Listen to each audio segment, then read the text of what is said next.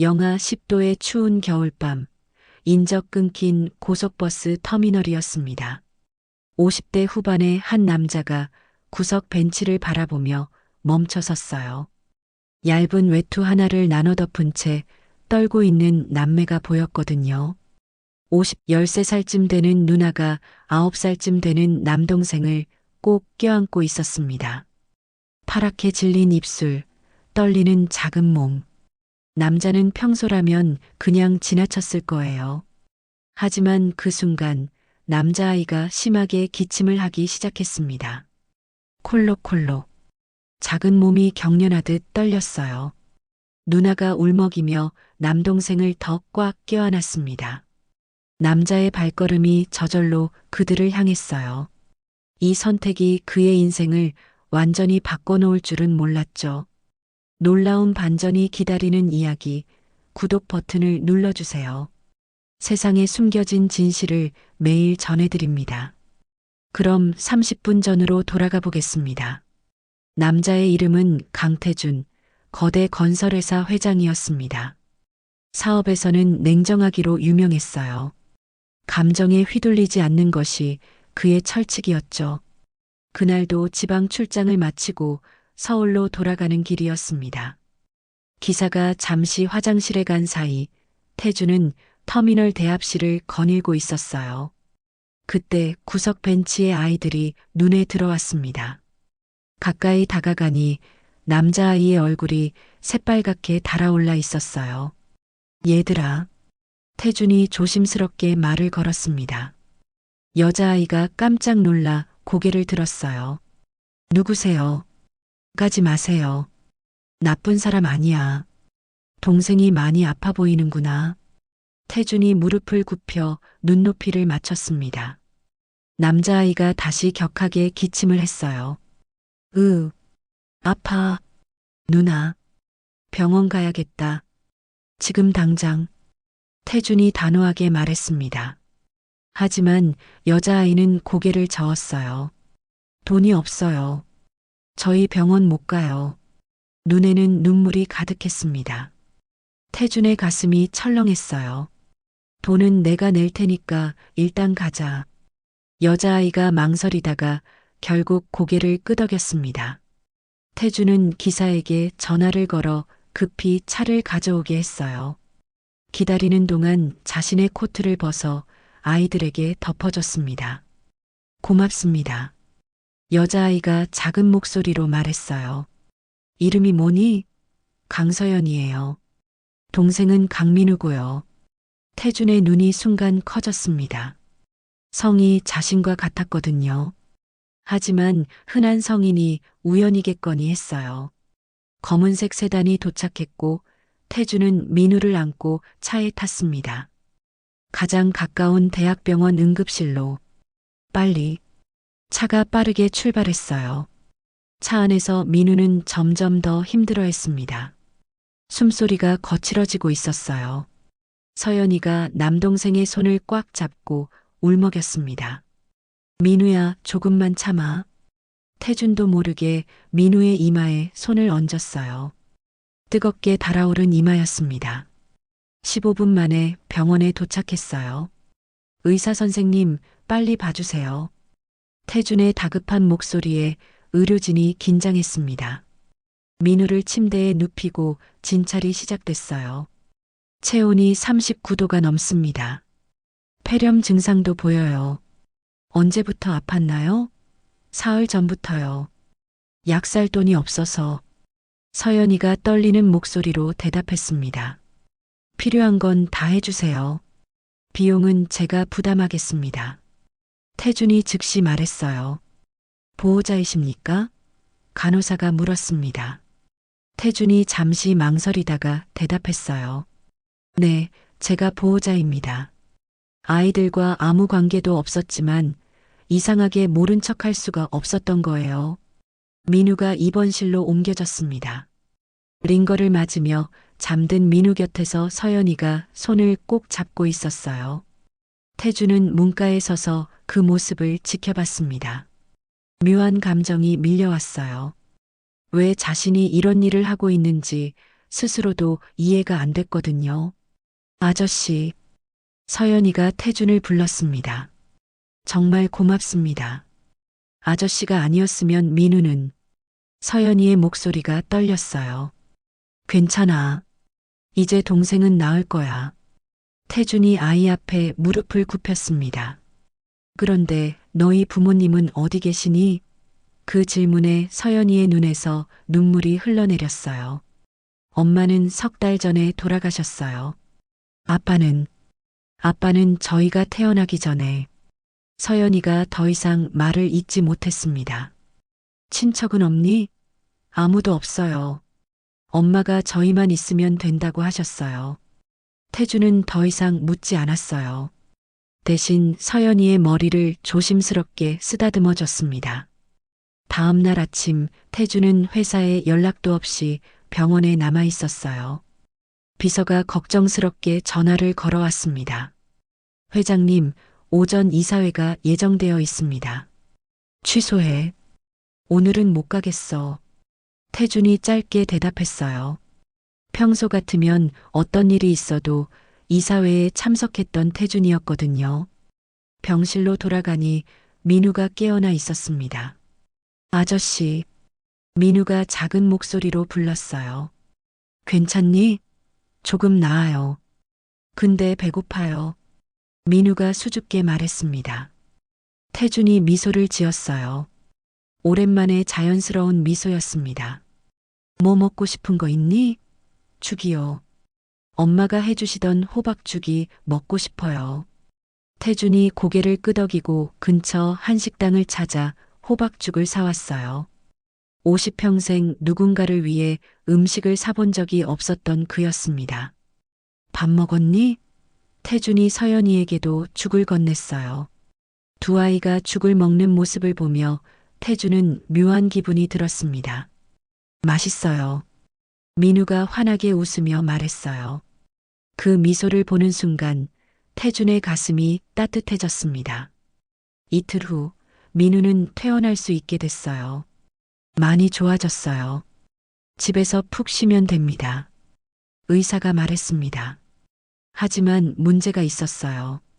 아이들에게는 돌아갈 집이 없었거든요. 아저씨, 서연이가 조심스럽게 말했습니다. 저희 집이 있긴 한데 월세를 못 내서 다음 주면 나가야 해요. 태준이 잠시 생각에 잠겼어요. 그리고 결심한 듯 말했습니다. 우리 집으로 가자. 일단 너희가 안정을 찾을 때까지만. 서연이와 민우가 놀란 눈으로 태준을 바라봤어요. 정말요? 저희가 아저씨 집에 가도 돼요? 그래. 괜찮아. 태준이 고개를 끄덕였습니다. 자신도 놀라운 결정이었지만 이상하게 후회되지 않았어요. 태준의 집은 강남의 고급 주택가에 있었습니다. 3층 규모의 대저택이었어요. 서연이와 민우가 차에서 내려 집을 올려다봤습니다. 입이 떡 벌어졌어요. 우와, 정말 큰 집이에요. 민우가 감탄했습니다. 들어가자. 태준이 현관문을 열었어요. 넓은 거실에는 고급 가구들이 가지런히 놓여 있었습니다. 하지만 왠지 모를 쓸쓸함이 느껴졌어요. 이 집에 아저씨 혼자 사세요? 서연이가 조심스럽게 물었습니다. 그래. 오래전부터 혼자 살았어. 태준이 담담하게 대답했어요. 너희가 쓸 방을 보여줄게. 태준은 아이들을 2층으로 안내했습니다. 깨끗하게 정돈된 객실 2개가 나란히 있었어요. 서연이는 이 방, 민우는 저 방 쓰면 돼. 정말요? 이렇게 큰 방을 저희가 써도 돼요? 민우의 눈이 반짝였습니다. 당연하지. 편하게 쉬어. 태준이 고개를 끄덕였어요. 그날 저녁 태준은 처음으로 집에서 다른 사람과 함께 식사를 했습니다. 50년 인생에서 처음 있는 일이었어요. 가정부가 차려준 저녁상에 셋이 둘러앉았습니다. 맛있게 먹어. 태준이 말했습니다. 아이들이 밥을 먹기 시작했어요. 오랜만에 제대로 된 식사였습니다. 그때였습니다. 민우의 목에 걸린 작은 목걸이가 태준의 눈에 들어왔어요. 은색 체인의 작은 하트 모양 펜던트였습니다. 태준의 손이 미세하게 떨렸어요. 그 목걸이, 어디서 났니? 태준이 조심스럽게 물었습니다. 이거요? 엄마가 주신 거예요. 평생 간직하라고 하셨어요. 민우가 목걸이를 만지며 말했습니다. 태준의 심장이 빠르게 뛰기 시작했어요. 그 목걸이가 낯설지 않았거든요. 25년 전 자신이 누군가에게 선물했던 것과 똑같았어요. 태준은 애써 평정을 유지하려 했습니다. 설마 그럴 리가 없어. 흔한 디자인이겠지. 하지만 가슴 한편이 불안했습니다. 식사를 마치고 태준은 서재로 향했어요. 책상 서랍 깊숙한 곳에서 낡은 사진 한 장을 꺼냈습니다. 25년 전 대학 시절의 사진이었어요. 사진 속 여자가 바로 그 목걸이를 하고 있었습니다. 태준이 사랑했던 유일한 여자였어요. 하지만 부모의 반대로 헤어져야 했습니다. 태준은 사진을 다시 서랍에 넣었어요. 우연일 거야. 그냥 우연. 하지만 마음 한구석이 계속 불편했습니다. 그날 밤 태준은 잠을 이루지 못했어요. 서연이의 눈빛, 민우의 미소, 그리고 그 목걸이. 모든 것이 자꾸만 떠올랐습니다. 혹시, 설마. 태준은 고개를 저었어요. 말도 안 되는 생각이었으니까요. 며칠이 지났습니다. 아이들은 태준의 집에 적응해 가고 있었어요. 어느 날 오후 거실에서 서연이의 비명소리가 들렸습니다. 아저씨, 민우가. 태준이 급히 내려가니 민우가 바닥에 쓰러져 있었어요. 얼굴이 창백하고 식은땀을 흘리고 있었습니다. 민우야. 태준이 아이를 안아들었어요. 숨이 가빠지고 있었습니다. 다시 병원으로 가야겠다. 태준이 민우를 안고 차로 향했어요. 병원 응급실에 도착했습니다. 의사가 민우를 진찰했어요. 혈압이 많이 떨어져 있습니다. 수혈이 필요합니다. 의사가 심각한 표정으로 말했습니다. 혈액형이 어떻게 되나요? 간호사가 물었어요. 잠시 후 간호사가 결과지를 들고 왔습니다. 혈액형이 RH 음성입니다. 희귀 혈액형이에요. 태준의 몸이 굳었습니다. RH 음성. 인구의 0.1%도 안 되는 혈액형이었어요. 그리고 태준 자신도 바로 그 혈액형이었습니다. 태준의 머릿속이 복잡해졌어요. 목걸이에 이어 이번엔 혈액형까지. 우연이라고 하기엔 너무 많은 일치였습니다. 제 혈액형도 RH 음성입니다. 제 피를 쓸 수 있을까요? 태준이 말했어요. 정말이십니까? 그럼 바로 검사를 진행하겠습니다. 의사가 안도하며 말했습니다. 태준은 체열실로 향했어요. 바늘이 팔에 꽂히는 동안 태준은 민우의 얼굴을 떠올렸습니다. 맑은 눈동자, 순수한 미소, 그리고 어딘가 낯익은 느낌. 체열이 끝나고 태준은 민우의 병실로 갔어요. 수혈이 진행되고 있었습니다. 태준의 피가 가느다란 관을 타고 민우에게 전해지고 있었어요. 묘한 기분이었습니다. 서연이가 태준에게 다가왔어요. 아저씨, 정말 고맙습니다. 저희를 이렇게까지 도와주시다니. 서연이의 눈에서 눈물이 흘러내렸습니다. 괜찮아. 민우는 곧 나을 거야. 태준이 서연이의 어깨를 다독였어요. 그날 저녁 민우의 상태가 안정됐습니다. 태준은 병원 복도를 혼자 걷고 있었어요. 머릿속이 복잡했습니다. 목걸이, 혈액형, 그리고 아이들의 엄마가 석 달 전에 돌아가셨다는 사실. 모든 퍼즐이 맞춰지는 것 같았어요. 태준은 주머니에서 휴대전화를 꺼냈습니다. 사립탐정에게 전화를 걸었어요. 여보세요. 강태준입니다. 조사해 줄 게 있습니다. 이수진이라는 사람을 찾아주세요. 25년 전 제가 알던 사람입니다. 지금 어디 있는지 알고 싶습니다. 알겠습니다. 최대한 빨리 알아보겠습니다. 탐정이 대답했어요. 태주는 전화를 끊고 창밖을 바라봤습니다. 수진아, 내가 살아있다면, 내가 정말 이 아이들의 엄마라면, 태준의 마음이 무거웠습니다. 진실이 무엇이든 이제는 알아야 했어요. 사흘 후 탐정에게서 전화가 왔습니다. 회장님, 조사 결과가 나왔습니다. 태준이 서재 문을 닫고 전화를 받았어요. 이수진 씨는 석 달 전에 돌아가셨습니다. 폐암이었어요. 태준의 손이 떨렸습니다. 그리고 두 자녀를 남겼습니다. 강서연, 강민우. 태준의 세계가 멈춘 것 같았어요. 확실합니까? 네, 확실합니다. 병원 기록을 확인했습니다. 태준은 전화를 끊고 의자에 주저앉았습니다.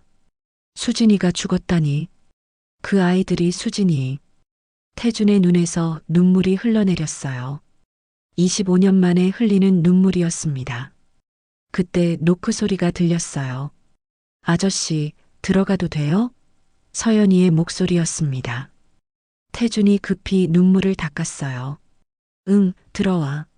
서연이가 문을 열고 들어왔습니다. 손에 낡은 노트를 들고 있었어요. 아저씨한테 보여드릴 게 있어요. 엄마 일기장이에요.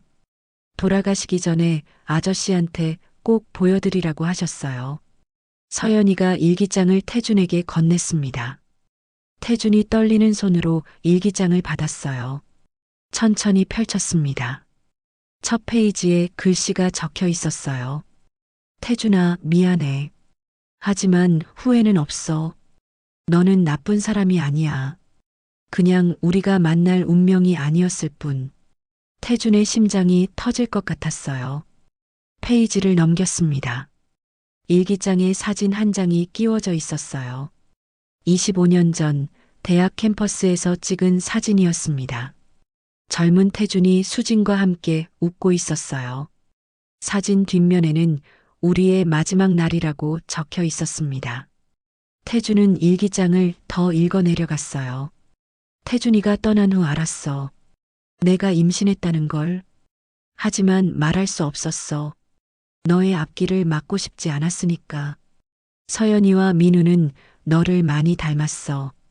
특히 민우의 눈빛은 너랑 똑같아. 태준의 눈에서 눈물이 주체할 수 없이 흘러내렸어요. 일기장이 눈물로 젖어갔습니다. 서연이가 놀라서 태준을 바라봤어요. 아저씨, 왜 우세요? 태준은 대답할 수 없었어요.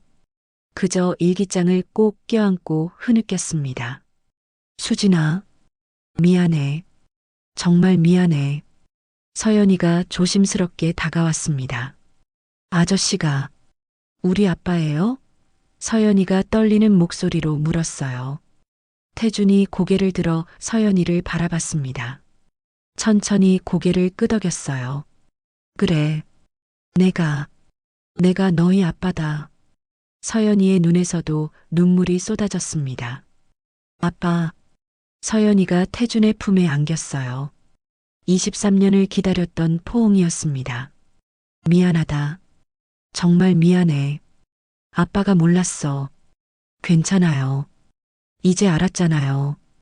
그때 민우가 서재 문을 열고 들어왔어요. 누나, 왜 울어? 태준이 민우를 바라봤습니다. 자신을 빼닮은 아들이었어요. 민우야, 이리 와. 태준이 손을 내밀었습니다. 민우가 다가왔어요. 태준은 민우도 품에 안았습니다. 이제야 찾은 가족이었어요. 그날 밤 태준은 잠들지 못했습니다. 일기장만으로는 부족했어요. 확실한 증거가 필요했습니다. 다음 날 아침 태준은 아이들을 데리고 병원으로 향했어요. 아빠 어디 가요? 민우가 물었습니다.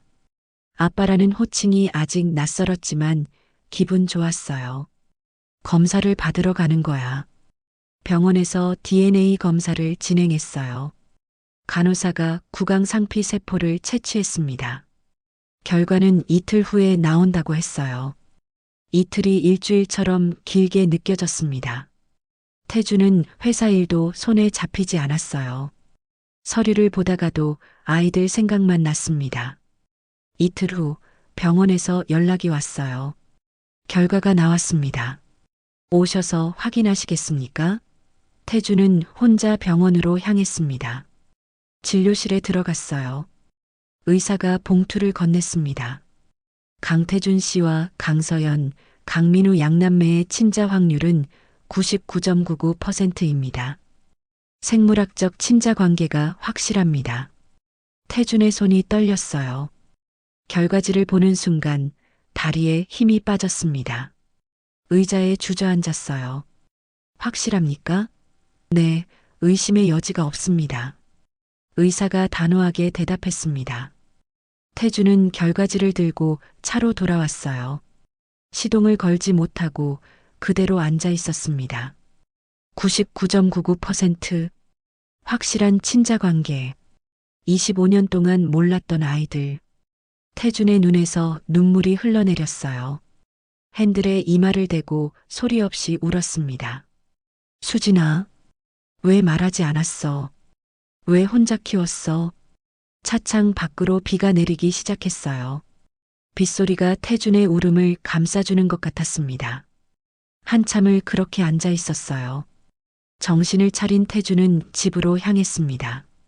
현관문을 열고 들어가니 아이들이 거실에서 놀고 있었어요. 아빠, 서연이와 민우가 환하게 웃으며 달려왔습니다. 태준은 두 아이를 꽉 껴안았어요. 아빠, 왜 그래요? 어디 아파요? 서연이가 걱정스럽게 물었습니다. 아니야. 그냥 너희가 너무 소중해서. 태준이 아이들의 머리를 쓰다듬었어요. 이제 확실했습니다. 이 아이들은 자신의 피를 나눈 진짜 가족이었어요. 태준은 결심했습니다. 이제부터는 제대로 된 아빠가 되어야겠다고. 25년을 놓쳤지만 남은 인생은 이 아이들과 함께하겠다고. 그날 저녁 태준은 처음으로 아이들에게 자장가를 불러줬어요. 서툴렀지만 진심이 담긴 노래였습니다.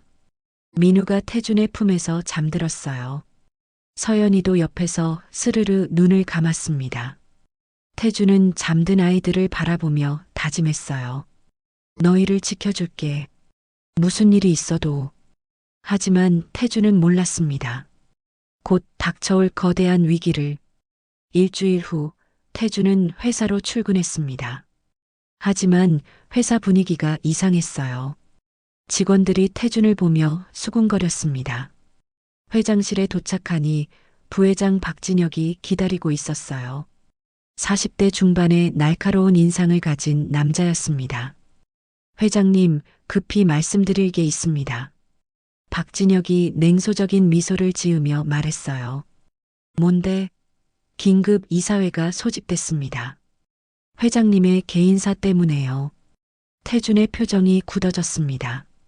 무슨 소리야? 회장님께서 숨겨오신 자녀들 말입니다. 박진혁이 서류를 책상 위에 던졌어요. 혼의 자식을 숨긴 채 회사를 경영하셨죠. 이건 주주들에 대한 배신입니다. 그건 개인적인 일이야. 회사와는 상관없어. 과연 그럴까요? 박진혁이 노트북을 열었습니다. 화면에는 인터넷 기사들이 가득했어요. 재벌 회장의 숨겨진 자녀 논란, 혼의 자식 스캔들. 자극적인 제목들이 즐비했습니다. 내가 흘린 거야? 태준이 박진혁의 멱살을 잡았어요. 저는 모릅니다. 하지만 이미 세상에 알려졌죠. 이사회에서 회장님의 자격을 재검토하자는 의견이 나왔습니다. 그날 오후 긴급 이사회가 열렸습니다. 회장님, 이 사태를 어떻게 설명하시겠습니까? 한 이사가 물었어요. 제 자녀들입니다. 25년 전 헤어진 연인의 아이들이었고 최근에야 알게 됐습니다. 태준이 차분하게 설명했어요. 하지만 박진혁이 끼어들었습니다. 문제는 회장님께서 이 아이들을 이용해 유산을 조작하려 한다는 의혹입니다. 말도 안 돼. 태준이 소리쳤어요. 그럼 DNA 검사는 왜 하셨습니까? 박진혁이 병원 기록을 꺼냈습니다. 그건 확인을 위해서였어. 아니면 법적 증거를 만들기 위해서였나요? 박진혁의 말에 이사들이 웅성거렸어요. 표결에 붙이겠습니다. 강태준 회장의 직무정지 안건입니다. 박진혁이 선언했습니다. 한편 집에서는 서연이가 휴대전화로 인터넷 기사를 보고 있었어요. 악플들이 쏟아지고 있었습니다. 돈 때문에 아버지 찾아간 애들, 재벌 유산 노린 사기극. 서연이의 눈에서 눈물이 흘러내렸어요. 누나, 왜 울어? 민우가 물었습니다. 우리 때문에 아빠가 힘들어. 서연이가 떨리는 목소리로 말했어요. 그날 밤 태준이 집에 돌아왔을 때 아이들이 짐을 싸고 있었습니다. 뭐 하는 거니? 태준이 놀라서 물었어요. 아빠, 우리 떠날게요. 서연이가 눈물을 흘리며 말했습니다. 우리가 없으면 아빠가 편할 거예요. 안 돼. 태준이 아이들을 붙잡았어요. 너희는 내 전부야. 하지만 사람들이 상관없어. 난 너희만 있으면 돼. 태준이 아이들을 꽉 껴안았습니다. 회장 자리 따위는 필요 없어. 하지만 박진혁은 이미 다음 수를 준비하고 있었어요. 다음 날 아침 서연이가 엄마의 일기장을 다시 꺼냈습니다. 마지막 페이지에 봉투 하나가 끼워져 있었어요. 아빠에게라고 적혀 있었습니다. 아빠, 이거. 서연이가 태준에게 봉투를 건넸어요. 태준이 떨리는 손으로 봉투를 열었습니다. 수진의 마지막 편지였어요. 태준아, 이 편지를 읽고 있다면 넌 이미 아이들을 만났겠지. 미안해. 내가 너를 이용했어. 아이들이 터미널에 있을 거라는 정보를 익명으로 흘렸거든. 내가 그곳을 지나가도록 비서에게 연락했어. 모든 게 계획이었어. 태준의 눈이 커졌습니다. 난 죽기 전에 아이들에게 아빠를 찾아주고 싶었어. 너만큼 좋은 아빠는 없으니까. 부탁이야. 내가 못다한 사랑을 내가 대신해줘. 아이들을 행복하게 해줘. 사랑해, 태준아. 태준의 눈에서 눈물이 흘러내렸습니다. 수진이가 마지막까지 자신을 생각했다니. 아빠, 엄마가 다 계획한 거예요? 서연이가 물었어요. 그래. 엄마는 너희를 정말 사랑했구나. 태준이 아이들을 꼭 껴안았습니다. 그때 태준의 휴대전화가 울렸어요. 비서였습니다. 회장님, 큰일 났습니다. 인터넷이 난리예요. 무슨 일이야? 박진혁 부회장의 비리가 폭로됐습니다. 횡령, 배임, 그리고 이번 스캔들도 그가 조작한 거라는 증거가 나왔어요. 태준이 놀라서 노트북을 켰습니다. 포털 사이트에 기사가 떠 있었어요. 박진혁 부회장, 회장 자리 노린 음모 들통. 댓글창에는 응원의 메시지들이 가득했습니다. 강태준 회장 응원합니다. 아이들 찾은 아버지 멋있어요. 여론이 완전히 뒤집혔어요. 회장님, 이사회에서 박진혁 부회장 해임건으로 긴급 소집했습니다. 비서가 말했어요. 태준은 회사로 향했습니다. 이사회실에 들어서니 박진혁이 창백한 얼굴로 앉아 있었어요. 표결 결과 박진혁은 만장일치로 해임됐습니다. 일주일 후 태준은 아이들을 데리고 어느 공원 묘지로 향했습니다. 수진의 묘소였어요. 잔디가 깔린 작은 언덕에 소박한 묘비가 서 있었습니다. 이수진, 사랑하는 딸과 아들의 엄마. 태준이 묘비 앞에 무릎을 꿇었어요. 수진아, 이제야 왔어. 미안해. 서연이와 민우도 엄마 묘 앞에 앉았습니다. 엄마, 우리 아빠 찾았어요. 서연이가 말했어요. 엄마가 찾아준 아빠예요. 민우가 덧붙였습니다. 태준은 아이들을 품에 안았어요. 수진아, 약속할게. 이 아이들 평생 지킬게. 그리고 행복하게 해줄게. 햇살이 따스하게 세 사람을 비췄습니다. 이제야 찾은 가족이었어요. 수진이 하늘에서 미소 짓고 있을 것 같았습니다.